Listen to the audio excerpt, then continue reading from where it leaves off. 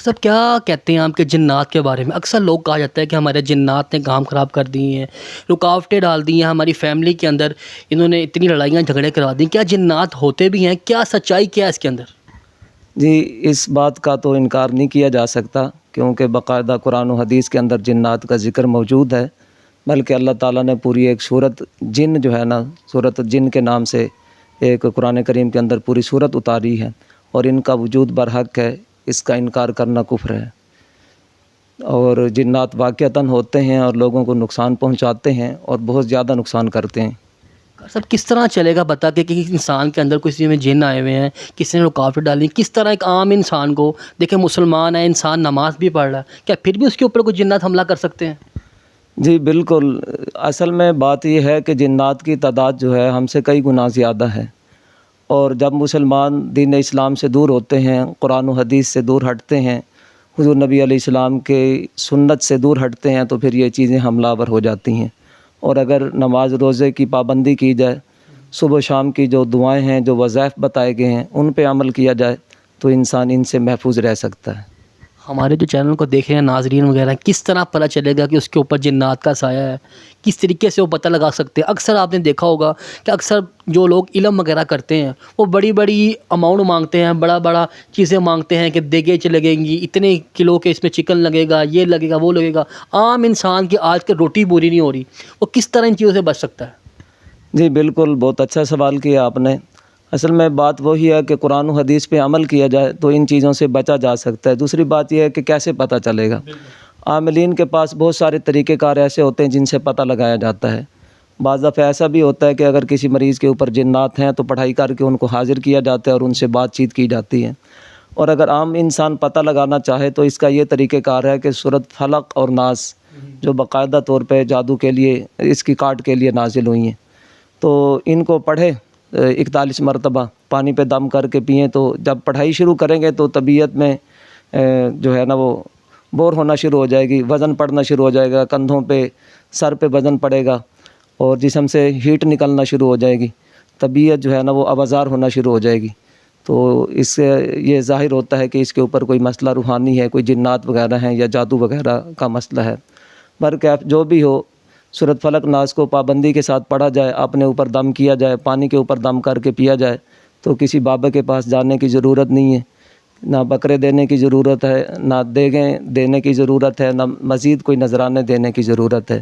انسان خود ہی گھر بیٹھے اپنا علاج خود کر سکتا ہے. ڈاکٹر صاحب مجھے یہ بتائیں کہ جو عاملین ہوتے ہیں، جو عمل کرنے والے لوگ ہوتے ہیں، کس طرح وہ فراڈیاں وغیرہ لگاتے ہیں؟ کس طرح لوگوں سے پیسے وغیرہ کھینچ لیتے ہیں کہ آپ کا یہ کام کریں گے، ہم لوگ موکل بھیجیں گے، اپنے 50,000 لیں گے، لاکھ روپے لیں گے؟ کس طریقے سے وہ لوگوں کو بیوقوف بناتے ہیں؟ یہ اصل میں بات یہ ہے کہ جو حقیقتاً عاملین ہیں اوریجنل طور پہ، دیکھیں ہر چیز پہلے اوریجنل ہوتی ہے، بعد میں اس کی کاپی آتی ہے. جو صحیح طور پہ عاملین علم روحانیت جاننے والے ہیں، یقیناً جب وہ علاج کرتے ہیں تو اخراجات آتے ہیں اس پہ. لیکن جو 2 نمبر لوگ ہیں وہ علاج بھی نہیں کرتے اور لوگوں کو بہت زیادہ لوٹتے بھی ہیں. اور اس کا ایک طریقہ کار یہ ہے کہ ابھی کچھ دن پہلے ہی ایک سفلی عامل سے، جادوگر سے میری ملاقات ہوئی ہے، تو اس نے مجھے بتایا، کہتے ہیں کہ اس میں طریقہ کار یہ ہوتا ہے کہ ہم جو پڑھائی کرتے ہیں وہ کالا جادو کرنے والا تھا، کالا علم کرنے والا تھا. کہتے ہیں یہ ہماری اپنی چیزیں ہوتی ہیں. کوئی بھی ہمارے پاس مریض آ کے بیٹھتا ہے تو اگر ہم نے کہہ دیا نا کہ اس کے اوپر جو جنات ہیں، تو پھر ہم جب پڑھائی کریں گے تو واقعتاً ہماری چیزیں اس کے اندر حاضر ہو کے بات کریں گی ہم سے، تو وہ سمجھیں گے کہ واقعتاً بات تو ان کی سچی ہے. جو ساتھ بیٹھے ہوں گے وہ ویسے ہی وہ پاگل ہو جائیں گے. ہاں، وہ کہیں گے جی بالکل بات تو سچی ہے کہ چیزیں حاضر ہو کے بات کر رہی ہیں. اب پھر وہ عامل ڈیمانڈ کرتا ہے، اس سے پوچھتے ہیں جو چیز اپنی مریض کے جسم میں اتاری ہوتی ہے اسی سے بات کرتے ہیں، پوچھتے ہیں ہاں بھائی کیا ڈیمانڈ ہے تمہاری. وہ آگے سے کہتے ہیں جی 2 بکرے چاہیے، 3 چاہیے، 5 چاہیے، اتنے دے دو، یہ دے دو. تو پھر مجبوراً ان کو دینا پڑتا ہے. تو یہ طریقہ واردات ہے.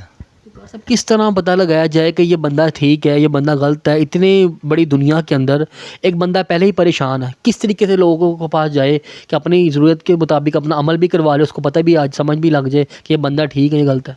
جی بہت اچھا سوال کیا آپ نے. دیکھیں قرآن و حدیث کے اندر ساری چیزیں موجود ہیں. کسی کو پرکھنا ہے تو کیسے پتہ چلے گا کہ یہ بندہ ٹھیک ہے یا غلط ہے؟ اس میں بات یہ ہے کہ بہت سارے لوگوں نے نا یہ چایا ہوا ہے اور جو ہے نا وہ عاملین کا لبادہ اوڑھا ہوا ہے. اصل میں بات یہ ہے کہ جو صوفیائی کرام ہیں، جو علاج کرنے والے ہیں، ان کے چہرے سے ہی واضح ہوتا ہے کہ یہ علم روحانیت کو جانتے ہیں. ان کے چہرے پہ روحانیت ہوتی ہے اور ان کی وضاحت اور ان کا حلیہ جو ہے نا وہ دین اسلام کے مطابق ہوتا ہے، شریعت کے مطابق ہوتا ہے. تو جس بندے کی داڑھی نہ ہو، جس بندے کا لباس ہی جو ہے سنت کے مطابق نہ ہو اور اس کے سر پہ ٹوپی نہ ہو اور وہ بیٹھ کے علاج کر رہا ہو تو اس کے پاس جانے والوں کی غلطی ہے نا. ہمیں خود سوچنا چاہیے کہ جس کا اپنا ظاہر ٹھیک نہیں ہے وہ کسی کا کیا باطن ٹھیک کرے گا یا کیا اس کا علاج کرے گا. اکثر کہا جاتا ہے جو کالا علم کرنے والا اور کروانے والا دونوں ہی بندے جہنمی ہیں.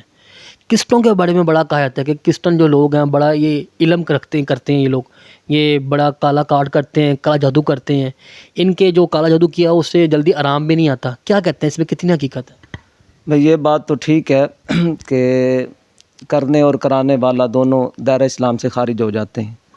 اور دوسری بات یہ جو کرسچن کرتے ہیں اور کالا کرتے ہیں تو دیکھیں کالا کا مطلب ہوتا ہے اندھیرا، اور بہت سارے لوگ کہتے ہیں کہ کالے کی کارڈ کالا ہی کرے گا، اور یہ بات بالکل غلط ہے. اندھیرے میں اندھیرا ہو تو اندھیرا ہی رہے گا.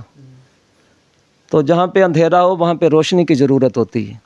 تو اگر کسی کے اوپر کالا ہے تو کالا اسے کاٹ نہیں ہوگی، کالے کو کالا نہیں کاٹے گا، بلکہ وہاں پہ علم روحانیت کی ضرورت ہے اور قرآن و حدیث سے جو دعائیں ہیں اس کے ذریعے کاٹ کی جائے گی. ٹھیک ہے، روحانی عامل اس کی کاٹ کرے گا.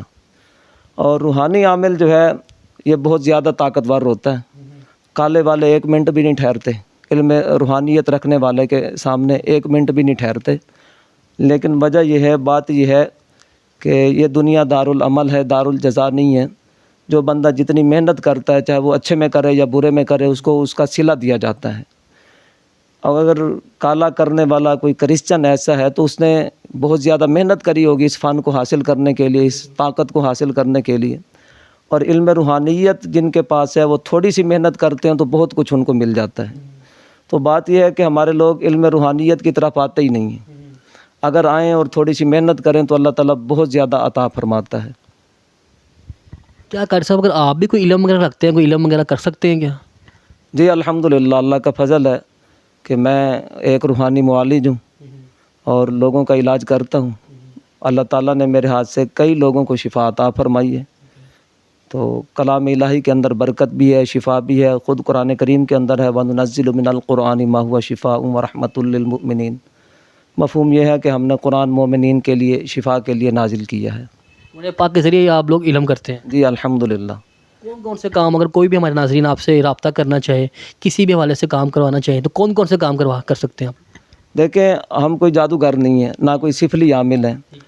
ہم نے کسی کا جو بھی کام کرنا ہوتا ہے پہلے اس کو یہ دیکھتے ہیں کہ شریعت کے مطابق یہ جائز ہے یا نہیں ہے. شرعی لحاظ سے سوال یہ نشان یہ اس کا کام کریں گے جو شریعت کے مطابق ہوگا.